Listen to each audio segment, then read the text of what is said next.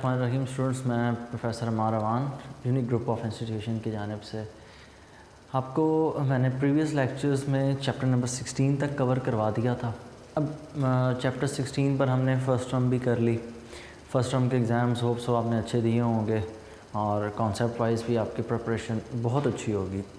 लेकिन अब जो दूसरा पोर्शन है इट इज़ बिट डिफरेंट। पहले पोर्शन में आपने ये देखा था कि तमाम तर चैप्टर्स एक दूसरे के साथ लिंक कर रहे थे ना। मतलब सबसे पहले था चैप्टर इलेक्ट्रोस्टैटिक्स, तो वो स्टैटिक इलेक्ट्रिसिटी। फिर आपने उसमें मज़ीद आपने चार्जेस को मूव करवाया, वो करंट। फिर हमने करंट के इफ़ेक्ट्स पढ़े तो हमें पता चला हीटिंग इफ़ेक्ट है, मैग्नेटिक इफ़ेक्ट है, आयनिक इफ़ेक्ट है, ठीक है, जो उसमें आयंस में कन्वर्ट करता है, इलेक्ट्रोलिटिक। तो फिर उसमें से हमने मैग्नेटिक इफ़ेक्ट को चूज़ किया और हमारा चैप्टर 14 सारे का सारा करंट के मैग्नेटिक इफ़ेक्ट पे था। नेक्स्ट चैप्टर में जब हम मूव किए तो हमने करंट और मैग्नेटिज़म का आपस में रिलेशन पढ़ा। हमने चैप्टर 14 में ये बात तो डिफ़ाइन कर दी थी कि वे there is electricity there is magnetism, कि हमेशा करंट मैग्नेटिज़म को इंड्यूस करता है अपने इर्द-गिर्द। हमने उसके लिए राइट हैंड रूल्स पढ़े डायरेक्शन फाइंड करने के लिए।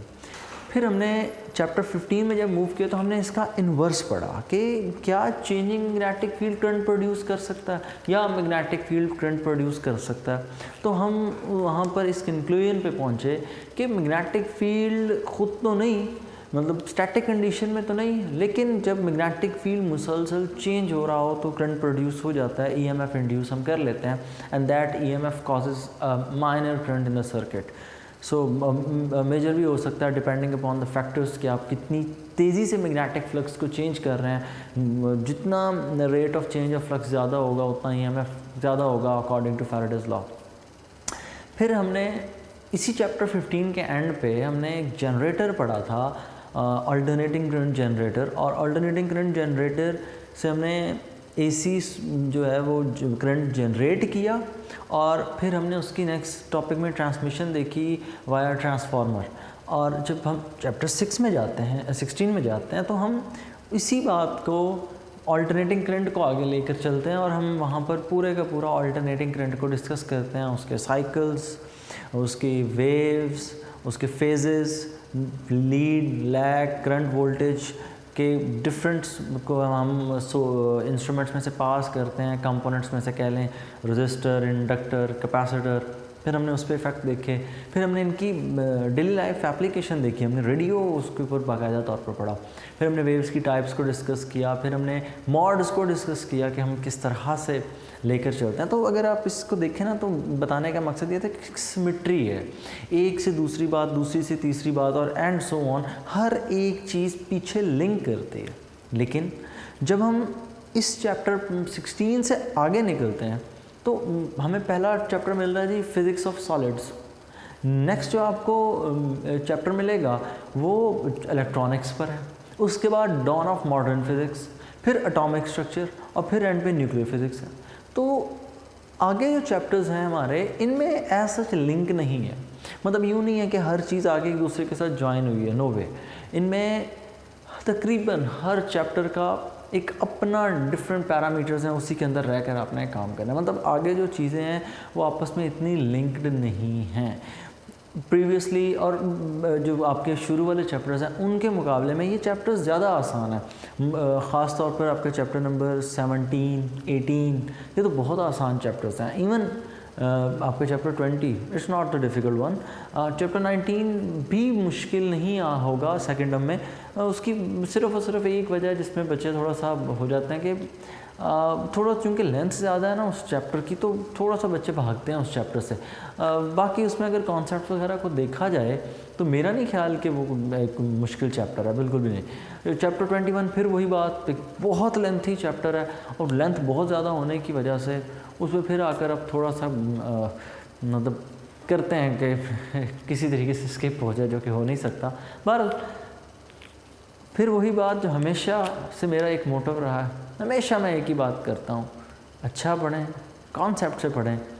मैं अपनी पूरी कोशिश और पूरा जितना मैं अपना डिलीवर कर सकता हूँ ना, मैं उससे आपको डिलीवर करूँगा। एंड होप सो कि things would be better for you. और मैं अपनी तरफ से जितना बेस्ट हो सकेगा प्रीवियस लेक्चर्स चैप्टर्स तक मैं आपके फीडबैक्स देखता रहा। थैंक यू, आप सबका बहुत शुक्रिया कि आप लोगों ने मुझे इस हद तक प्रेज़ करते रहे। और आप जब इस तरह की बात करते हैं कि आपका पढ़ाया समझ आता है और समथिंग लाइक दैट, तो एक अच्छा भी फील होता है ख़ुद को भी। और यही हमारे लिए एक इन अ सेंस कह लें प्राइज़ भी होता है कि हमारी भी कोई तारीफ़ करने वाला है, वरना वो हमें और क्या मिलता है इस सबसे सिर्फ एंड पे यही होता है कि यार एक सेटिस्फेक्शन है कि हमने जो डिलीवर किया किसी के काम तो आया ना कुछ। तो सेम इसी तरह की जो अपनी तरफ से है स्ट्रगल वो मैं करता चला जाऊँगा आप सिर्फ़ और सिर्फ आप लोगों के लिए। लेकिन आप पे भी थोड़ा सा भी फ़र्ज़ बनता है कि आप उसका मुझे फ़ीडबैक एक छोटा सा दें। आप मुझे किसी दिन मेरा जिस तरह नंबर स्क्रीन पे आ रहा था, मुझे किसी दिन कॉल करके बताइएगा साल बाद कि सर आपसे पढ़ा था, इतने मार्क्स लिए थे। अच्छा फ़ील होता है तब। और उसके अलावा मेरा नहीं ख्याल कि हमारे लिए कोई और ऐसा कोई प्राइज़ होता है। अच्छा फ़ील होता है कि जब एक बच्चा आपको कहीं कॉल करके कहता है सर आपसे पढ़ा था, समझ आई, अच्छा लगा। नॉट ओनली द मी, मेरे इर्द गिर्द मेरे कोलीग्स, सबका यही नैरेटिव है। तो कॉन्सेप्ट से पढ़िएगा। तो और as compare to previous chapters, मैंने जिस तरह पहले बताया आसान है। आपको पहला मैं टॉपिक करवाऊँगा तो आपको थोड़ा सा हो जाएगा आइडिया कि किस हद तक चीज़ें आसान हैं। बहरहाल नेक्स्ट जी हमारा चैप्टर नंबर 17 है जी, फिज़िक्स ऑफ सॉलिड्स। तो इससे पहले कि मैं सॉलिड्स को डिस्कस करूं, हम थोड़ा सा इससे भी पीछे चलते हैं। हम चल के डिस्कस करते हैं कि असल में फ़िज़िक्स क्या थी। हमने फ़िज़िक्स को जब डिफ़ाइन किया था ना, तो हमने इसमें पढ़ा था कि हम मैटर को डिस्कस करते हैं, एनर्जी को डिस्कस करते हैं, देयर इंट्रैक्शंस, ठीक है, और प्रिंसिपल और लॉज जो हमें नेचर को समझने में हेल्पफुल होते हैं। तो इन्हीं में से जो सबसे पहली चीज़ थी ना, वो चीज़ थी जी मैटर। फिज़िक्स आगे लिंक करती थी एक चीज़ से, दैट इज़ मैटर। मैटर को भी जब हम मज़ीद एक्सप्लोर करते हैं तो हमें इसमें मैटर की कुछ स्टेट्स मिलती हैं। उन्हीं में मैटर की पहली स्टेट है जी सॉलिड, फिर मैटर की दूसरी स्टेट है liquid, solids, liquids, and the third one is gases. और एक चौथी स्टेट भी है, that is the plasma state. अब इन्हीं में से हमने डिस्कस करना है सॉलिड्स को। हम सॉलिड्स को डिस्कस करेंगे इस चैप्टर में, बार बार करेंगे, लेकिन थोड़ा सा एक दफ़ा इन सब से भी हमें गो थ्रू होना चाहिए। सॉलिड्स क्या होते हैं? सॉलिड्स में फिक्स शेप होती है,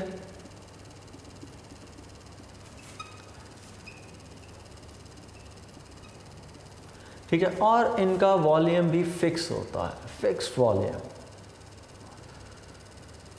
कि इनकी शेप भी फिक्स, इनका वॉल्यूम भी फिक्स। लेकिन इन केस ऑफ लिक्विड्स चीज़ें थोड़ी सी डिफ़र कर जाती हैं। इनकी फिक्स शेप तो नहीं होती, not fix shape. Not fix shape से मुराद ये है कि आप इनको जिस तरह के कंटेनर में डालेंगे वैसी की ही शेप आ जाएगी। मतलब अगर आप लिक्विड को एक ग्लास में डालते हैं तो ऑब्वियसली उसकी जो शेप होगी वो अलॉन्ग द एलोंगेशन होगी वाई एक्सिस के अलॉन्ग। इसी तरह आप उसको किसी बड़े बर्तन में, वाइड किसी पॉट में उसको डाल देते हैं तो वो फैल जाएगा। तो इनकी कोई फिक्स शेप नहीं होती। और दूसरी तरफ इनका volume, yes it is fix volume. और जब हम गैसेस की तरफ मूव करते हैं तो ये दोनों केसेस के अंदर नॉट फिक्स हैं, not the fix shape, not fix shape, and as well as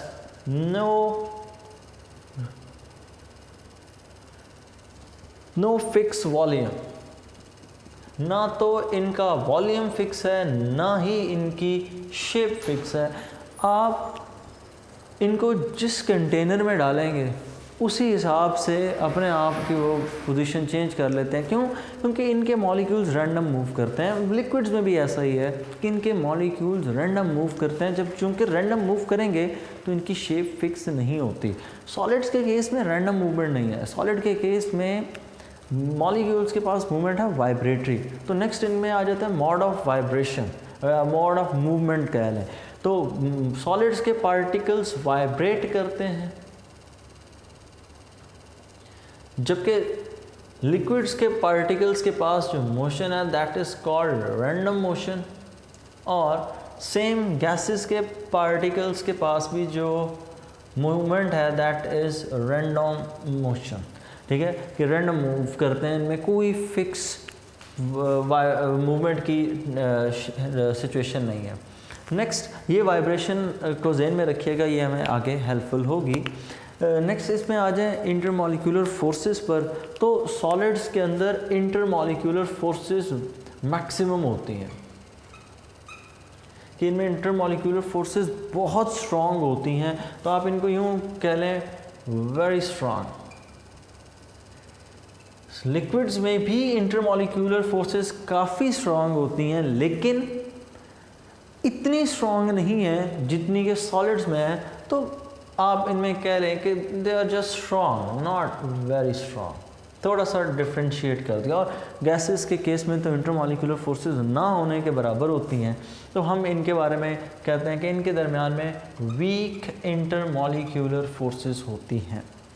next, इनमें जो डिफरेंस आ जाता है that is the intermolecular distance. तो उस डिफरेंस के अंदर क्या है कि जब मॉलिक्यूल्स एक दूसरे पर फोर्स ज़्यादा अप्लाई करेंगे they will be closer to each other. ठीक है, तो सॉलिड्स के अंदर क्या होगा, मॉलिक्यूल एक दूसरे के क्लोज होंगे। क्यों? क्योंकि उनके दरमियान में इंटरमॉलिक्यूलर फोर्सेस कम हैं। तो इंटरमॉलिक्यूलर जो डिस्टेंस होगा that is very very small. Intermolecular distance बहुत ही कम होता है, जबकि लिक्विड्स के केस में आप ये कह सकते हैं very small, not very very small होगा, लेकिन इनके दरमियान फिर भी कुछ ना कुछ स्पेसेस होती हैं, फ्री स्पेसेस, जहाँ पर जो आपको मॉलिक्यूल्स के दरमियान में खाली मिल जाएगी। और गैसेस में तो चूंकि इंटरमॉलिक्यूलर फोर्सेस बहुत वीक हैं, तो ऑब्वियसली मॉलिक्यूल्स के पास रैंडम मूव करें, जहाँ जाना चाहें मूव कर सकते हैं। तो इनके दरमियान में इंटरमॉलिक्यूलर डिस्टेंस बहुत ज़्यादा होता है। कहा जाता है at STP standard temperature and pressure conditions, तो इनका जो अपना साइज़ है गैस मॉलिक्यूल्स का, उनसे तकरीबन 300 टाइम्स ज़्यादा डिस्टेंस होता है इनके दरमियान में। मतलब इंटरमॉलिक्यूलर डिस्टेंस मॉलिक्यूल्स के अपने साइज से तकरीबन 300 गुना ज़्यादा होता है। तो वेरी लार्ज इंटरमॉलिक्यूलर डिस्टेंस के इनके दरमियान में इंटरमॉलिक्यूलर डिस्टेंस बहुत ज़्यादा होता है।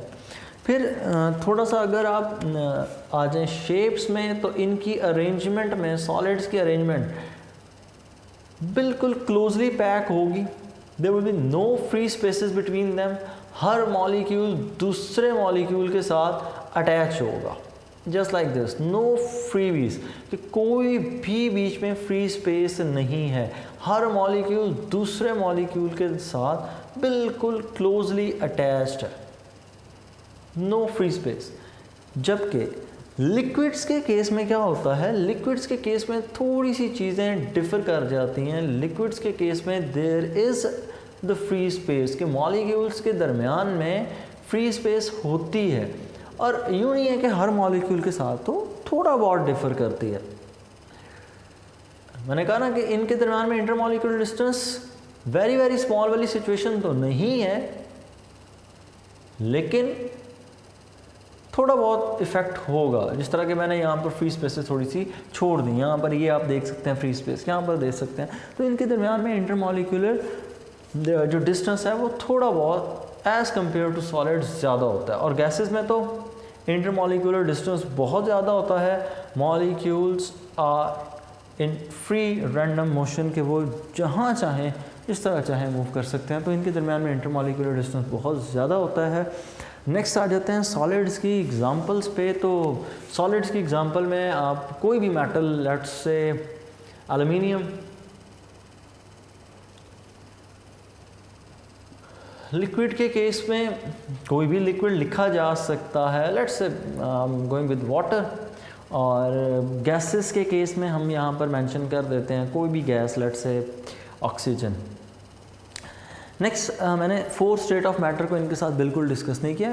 It is bit different from all of them, because plasma state के अंदर क्या है कि प्लाज्मा में आयंस होते हैं। It is ionic state of matter. ये आयनिक स्टेट से क्या मुराद है? आयनिक स्टेट से मुराद ये है कि इसके अंदर सिचुएशन यूँ होगी कि मॉलिक्यूल्स आयंस की फॉर्म में एग्जिस्ट करते हैं। जब आप किसी सब्सटेंस को हीट करते हैं तो हीट करने पर according to Bohr's model of atom, हमने वहाँ पर ये बात सीखी थी, electrons gain energy and they jump from the lower energy level to higher energy level. तो वो पहले शेल से दूसरे में, दूसरे से तीसरे में, अगर इलेक्ट्रॉन पहले शेल में है तो हाँ, अगर इलेक्ट्रॉन कहीं तीसरे शेल में है तो आपने हीट अप किया, वो थर्ड से फोर्थ में जंप करेगा, फोर्थ से फिफ्थ में जंप करेगा, and as long as you will keep it heating, the electron will keep jumping from one orbit to another, from second to third and third to fourth। और आप ज़रूरी नहीं है कि हीट करें, किसी भी फॉर्म में एनर्जी उस इलेक्ट्रॉन को प्रोवाइड कर दें, it will keep jumping from one energy level to the other one. और अल्टीमेटली होगा क्या? अल्टीमेटली होगा ये कि इलेक्ट्रॉन न्यूक्लियस से इतना दूर होगा that there will be no influence of the nucleus on electron. Nucleus electron को अट्रैक्ट करता है, you know it very well. Nucleus के पास पॉजिटिव चार्ज, इलेक्ट्रॉन पे नेगेटिव, तो बोथ अट्रैक्ट ईच अदर। तो ये इतना दूर इलेक्ट्रॉन एनर्जी गेन करके जा चुका है कि there is no influence of the nucleus on the electron. अब वो इलेक्ट्रॉन जब रिमूव हो गया, let's say you are talking about sodium, तो सोडियम का वो जो वैलेंस शेल का electron, the electron in the shell number 3, वो जब एनर्जी गेन करते करते न्यूक्लियस के होल्ड से निकल गया, तो sodium will be converted just like this, Na+ and one electron, और ये इलेक्ट्रॉन तो रिलीज़ हो चुका हुआ है। तो ये जो सोडियम की स्टेट है, that state is called ionic state of the matter. ठीक है, तो आयनिक स्टेट में ज़रूरी नहीं है कि पॉजिटिव हो, आयनिक दूसरे तरह के भी होते हैं, cations and anions. Cation they comprise positive charge, on the other hand anions they have negative charge. Cations को कैटाइंस क्यों कहते हैं? क्योंकि कैटाइन इलेक्ट्रोलिटिक सॉल्यूशन में कैथोड की तरफ मूव करते हैं, and anions are called anions as they move towards anode. So anode पे पॉजिटिव चार्ज होता है, तो वो एक नेगेटिव पार्टिकल को खींचेगा, तो नेगेटिव पार्टिकल के लिए फिर नाम क्या आएगा? एनाइन। ठीक है, और बाकी चीज़ें जो ऑक्सीडेशन, वो केमिस्ट्री की बातें हैं, वो आप वहाँ पर डिस्कस करके आते हैं। नेक्स्ट हमारा जो स्कोप है इस चैप्टर का, वो हमारा स्कोप सिर्फ और सिर्फ है सॉलिड्स की हद तक का। तो सॉलिड्स को थोड़ा सा डिस्कस किया, तो बाकी स्टेट ऑफ मैटर को भी थोड़ा बहुत डिस्कस करना चाहिए। अब नेक्स्ट जो यहाँ पर चीज़ है, अगर मैं इनकी अकरेंस की बात करूं, तो सबसे ज़्यादा जो यूनिवर्स की अगर बात करें, तो यूनिवर्स के अंदर सबसे ज़्यादा जो स्टेट ऑफ मैटर एग्जिस्ट करती है, दैट इज़ प्लाज्मा। ठीक है, इस यूनिवर्स के अंदर सबसे ज़्यादा स्टेट ऑफ मैटर प्लाज्मा है। अगर हम अपने अर्थ के इंटरनल स्ट्रक्चर में जाएं, तो हमारे अर्थ का हमें पता है, इसमें सॉलिड, लिक्विड और गैस तीनों चीज़ें मौजूद हैं। तो सबसे ऊपर वाला जो पोर्शन है ना, that is the hard surface of the earth. ये अर्थ की सख्त तरीन सरफेस है, और तकरीबन इसकी थिकनेस 35 किलोमीटर्स है, ऑलमोस्ट, मोर और लेस। कहीं पर ज़्यादा भी है ऑब्वियसली, जहाँ कहीं पर माउंटेन्स होंगी वहाँ पर डेप्थ ज़्यादा हो जाएगी ऑब्वियसली इस चीज़ की, और जहाँ कहीं पर वैलीज़ होंगी वहाँ पर ये डेप्थ कम हो जाती है। सो ये तकरीबन 35 किलोमीटर्स है। उसके बाद यहाँ से आगे सारे का सारा जो अगला पार्ट है, up to the centre of the earth, ये सारे का सारा मोल्टन है, पिघला हुआ, और ये सारे का सारा प्लाज्मा। ठीक है, तो अब अर्थ का टोटल जो रेडियस है वो कितना है? अर्थ का टोटल रेडियस है तकरीबन 6400 किलोमीटर्स। इन 6400 किलोमीटर्स में से सिर्फ 35 किलोमीटर का पोर्शन जो है वो इन अ सेंस कह लें कि वो सॉलिड है, और बाकी सारे का सारा मोल्टन फॉर्म में, और वो मोल्टन लिक्विड फॉर्म में नहीं आता। वो मोल्टन फॉर्म का यहाँ पर जो मैं मतलब दे रहा हूँ, that is the state of plasma. वो आयनिक स्टेट में एग्जिस्ट करता है। इसके आगे दो क्लासिफिकेशन है ना, यहाँ पर दरमियान में कोर है और उसके इर्द गिर्द मांटल है, और मांटल की भी क्लासिफिकेशन है, अपर मांटल और लोअर मांटल, इसी तरह कोर में भी इनर कोर, आउटर कोर, तो इस तरह क्लासिफिकेशन। बहरहाल बताना ये चाह रहा हूँ कि यहाँ पर भी सॉलिड जो प्लाज्मा के पोर्शन है वो बहुत ज़्यादा है। अब आ जाएं लिक्विड स्टेट पे, तो हमारे इर्द गिर्द कितनी चीज़ें जो हमें लिक्विड फॉर्म में मिलती हैं, बहुत कम। तो लिक्विड का पोर्शन यूनिवर्स में सबसे कम है। ठीक है, लिक्विड का पोर्शन यूनिवर्स में स्टेट ऑफ मैटर जो सबसे कम एग्जिस्ट करती है, दैट इज़ लिक्विड। और गैसेस हमारा एटमॉस्फेयर पूरे का पूरा, ठीक है। ये पूरे का पूरा जो एटमॉस्फेयर है that is these are gases के ये भी एज़ कम्पेयर टू लिक्विड ज़्यादा है। अब पीरियोडिक टेबल में चले ना तो पीरियोडिक टेबल में सिर्फ 2 हमें ऐसे एलिमेंट्स मिलते हैं जो लिक्विड स्टेट में एग्जिस्ट करते हैं एट रूम टेम्परेचर। एक उनमें से मरकरी है और second one I think it is bromine. तो ये हमें लिक्विड फॉर्म में मिलते हैं। बाकी हमें सारे के सारे सॉलिड फॉर्म में मेजॉरिटी मिलते हैं या गैसेस फॉर्म में मिलते हैं। ठीक है कि अगर पीरियोडिक टेबल की आप लेफ़्ट साइड पर रहते हैं तो तकरीबन सारे के सारे मेटल्स ही हैं, और अगर आप राइट कॉर्नर की तरफ स्विच करते हैं तो वहाँ पर सारी की सारी गैसेस मिलती हैं। ग्रुप नंबर 7, 8 ये दोनों, स्पेशली ये दोनों ग्रुप्स, और ग्रुप नंबर 7, 8 में ज़्यादातर ऐसा है, या फिर आप 5 में कहीं पर ऊपर नीचे कहीं पर नाइट्रोजन वगैरह हो तो वो आपको इस तरह के मिलते हैं। बहरहाल अपार्ट दैन दैट सॉलिड्स पे आते हैं तो सॉलिड्स हमारे इर्द गिर्द हर जगह पर और नॉर्मली हमारे इर्द गिर्द मौजूद हैं। मैं भी इस वक्त अगर अपने आप को देखूं तो कहीं ना कहीं glasses, pen, markers, board, ETC सब कुछ मेरे इर्द गिर्द ये सारे का सारा सॉलिड है। तो सॉलिड्स के ऊपर हम नेक्स्ट, तो सॉलिड की सबसे पहली चीज़ हमने उसको डिफ़ाइन कर लिया, उसकी प्रॉपर्टीज़ देख ली। सॉलिड की सबसे पहली चीज़ जो बुक पर डिस्कस किया that is the classification of solids. तो सॉलिड्स की क्लासिफिकेशन के अंदर हमने यहाँ पर 3 तरह की क्लासिफिकेशन में इसमें कर रखी हैं। पहली जो क्लासिफिकेशन में पहली टाइप है वो पहली टाइप है क्रिस्टलाइन सॉलिड्स। क्रिस्टलाइन सॉलिड्स वो होते हैं जिनकी एक फिक्स शेप, एक फिक्स अरेंजमेंट ऑफ एटम्स है। ठीक है, इनकी एक फिक्स शेप से अब यहाँ पर क्या मुराद है, यहाँ पर मैं ये नहीं कह रहा कि उसका जो एक्सटर्नल स्ट्रक्चर है, नो वे। जो यहाँ पर मैं शेप का वर्ड यूज़ कर रहा हूँ इसका मतलब जो बॉन्ड्स की अरेंजमेंट है, जो एटम्स की अरेंजमेंट है वो फिक्स है। ठीक है, तो क्रिस्टलाइन सॉलिड्स के अंदर इनके पास fix shape, fixed arrangement of atoms और द मॉलिक्यूल।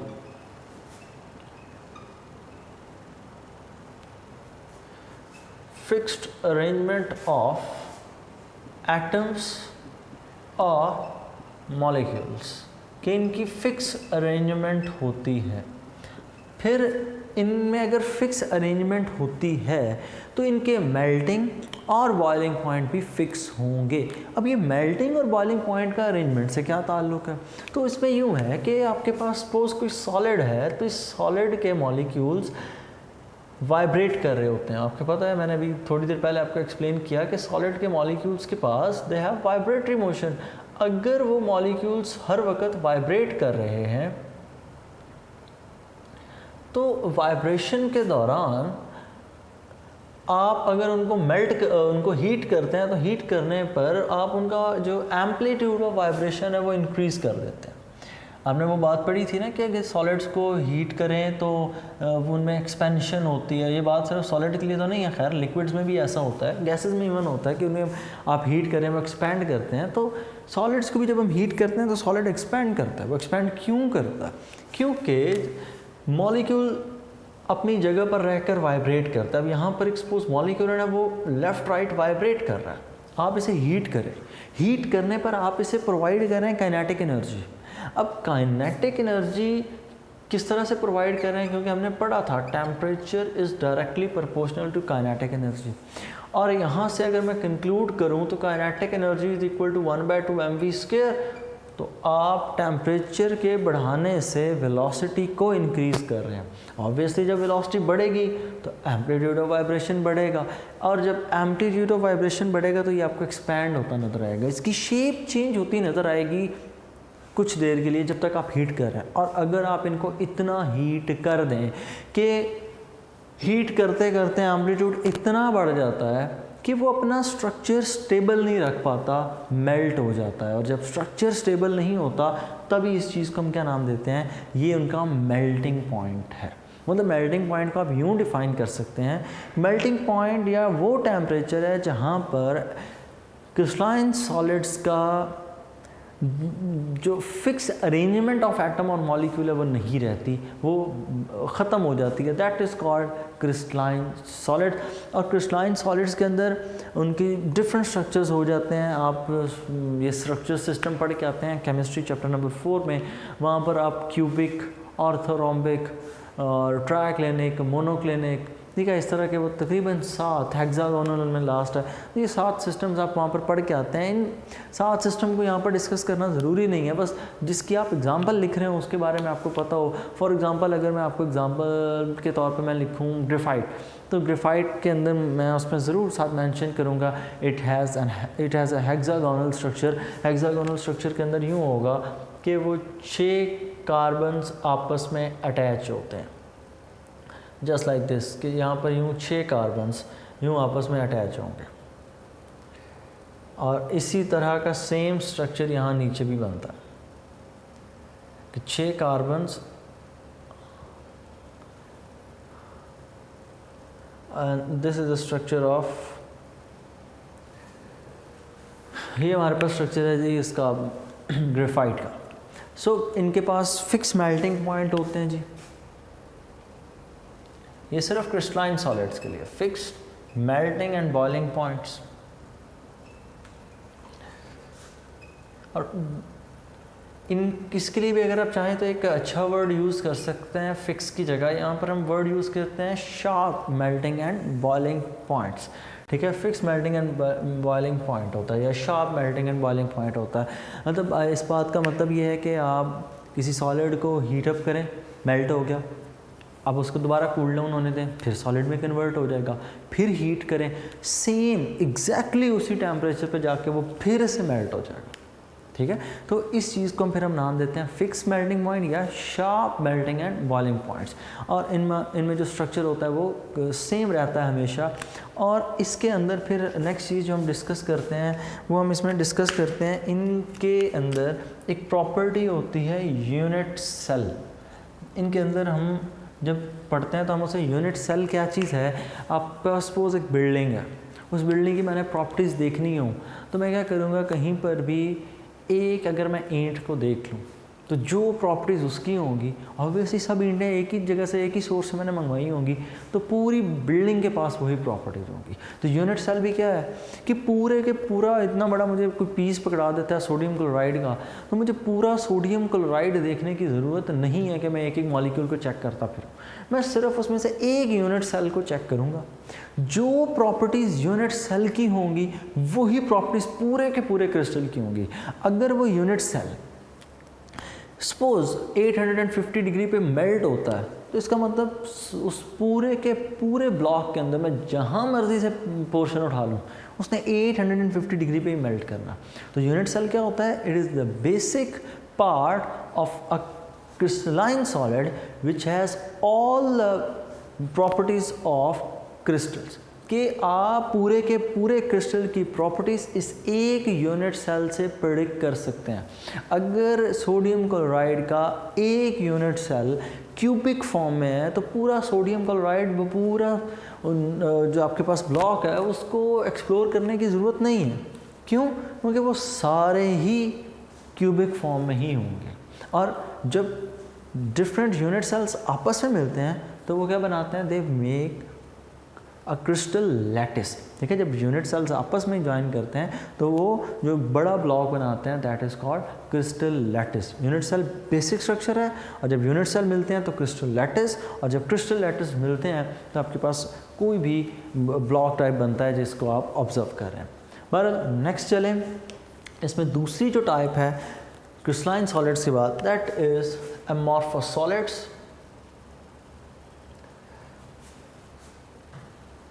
अमॉर्फस सॉलिड्स भी इनके लिए नाम लिखा जाता है, इनको हम ग्लासी सॉलिड्स भी कहते हैं। अमॉर्फस सॉलिड्स के अंदर ये होता है कि इनके अंदर ना तो कोई फिक्स शेप है, ना इनके अंदर कोई फिक्स मेल्टिंग और बॉइलिंग पॉइंट है। मतलब अमॉर्फस सॉलिड, ग्लासी सॉलिड, इनके अंदर ना ही कोई प्रॉपर अरेंजमेंट है, बस सिर्फ और सिर्फ क्या है, मॉलिक्यूल्स मिलके सॉलिडिफाई हो जाते हैं। लेकिन इनके अंदर फिक्स अरेंजमेंट ऑफ एटम और मॉलिक्यूल नहीं है। ठीक है, अब ग्लास किस तरह से बनता है? मेल्टिंग पे बनता है सिंपल ग्लास। या आप ग्लास को मेल्ट करें तो वो बिल्कुल सॉफ्ट पेस्ट की तरह का हो जाएगा, और जैसे उसे कूल डाउन करेंगे वो फिर से हार्ड हो जाएगा। ठीक है, तो अमॉर्फस सॉलिड्स क्या होते हैं? ऐसे सॉलिड्स जिनके अंदर कोई भी फिक्स अरेंजमेंट ऑफ एटम और मॉलिक्यूल नहीं है। बस जैसे ही उनका टेम्परेचर मेल्टिंग पॉइंट के करीब आता है, तो अगर वो अपने कूल डाउन कर रहे हैं मेल्ट हुए में, तो वो फ़ौरन वहीं पर सॉलिडिफाई हो जाएंगे, और जब वो सॉलिडिफाई होंगे तो उनके पास कोई फिक्स अरेंजमेंट नहीं। और फिर दूसरी चीज़ यहाँ पर जो बड़ी इंपॉर्टेंट है वो ये है कि इनके मेल्टिंग और बॉइलिंग पॉइंट्स भी सेम नहीं है। क्यों? मेल्टिंग और बॉइलिंग पॉइंट्स डिपेंड करते हैं शेप के ऊपर, अरेंजमेंट के ऊपर। मैंने पिछले में टॉपिक में यहाँ पर एक्सप्लेन किया। तो अगर इनमें फिक्स अरेंजमेंट ही नहीं है तो ऑब्वियसली इनके अंदर किसी सूरत भी फिक्स मेल्टिंग और बॉइलिंग पॉइंट्स नहीं होंगे। शॉर्ट क्वेश्चन एमसीक्यूज टाइप पे इनमें क्वेश्चन आते हैं। तो इसके एग्जांपल में आप लिख सकते हैं ग्लास, प्लास्टिक। अगर आप प्लास्टिक को हीट अप करें ना तो वो मेल्ट हो जाती है, तो प्लास्टिक को मेल्ट होने दें, उसके बाद थोड़ी देर के लिए रख दें और फिर से वो सॉलिडिफाई हो जाएगी। अब करें उसे दोबारा मेल्ट, आपको लाजमी तौर पर फील होगा कि सेकेंड टाइम उसको जब आप मेल्ट कर रहे थे you have to give bit little more temperature. तो यूँ हम ये बात कह सकते हैं कि एमॉर्फस या ग्लासी सॉलिड्स के पास sharp melting and boiling points नहीं होते। Last one is polymeric solids. Polymers,